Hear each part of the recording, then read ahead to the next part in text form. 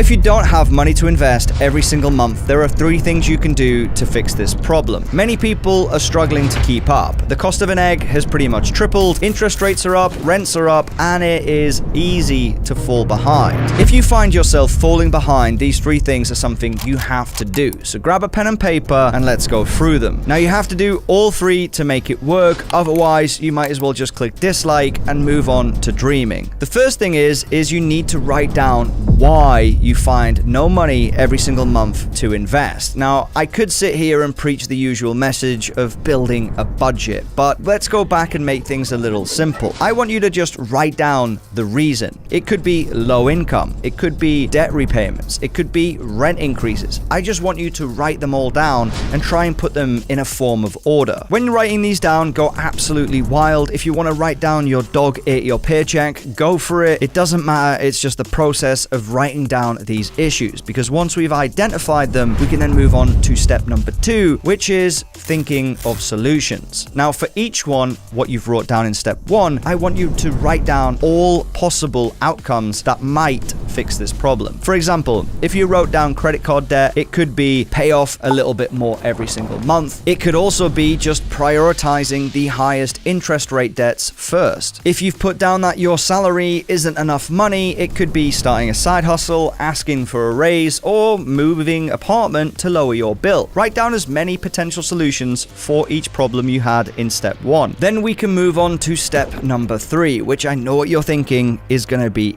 act. And you're kind of right, but also very wrong. Step number 3 is stop making excuses. If you've done this correctly, you've already wrote down the problem and potential solutions. And unless you've exhausted all those solutions, you don't really have an excuse. You have to realize that having an excuse mentality or a complaining mentality, it's actually just wasting time and effectively killing your dream. Many people say, I'm gonna budget tomorrow, or I'm gonna put this off and pay this off tomorrow, and it just never comes. I understand life is hard, and unfortunately, unless you act and stop making excuses, it's gonna stay hard and not get any easier. But the hardest thing I can think of is working a 14-hour shift at a checkout when I'm nearly 80 years old, because that's where a lot of people are heading. So the big question I want you to take away from this short video is, what are you gonna do about it? Are you gonna continue making excuses, or are you gonna drive forward and fix these issues that you've wrote down? If you've made it this far, drop in the comments no excuses, and if you want to leverage this knowledge and this mindset,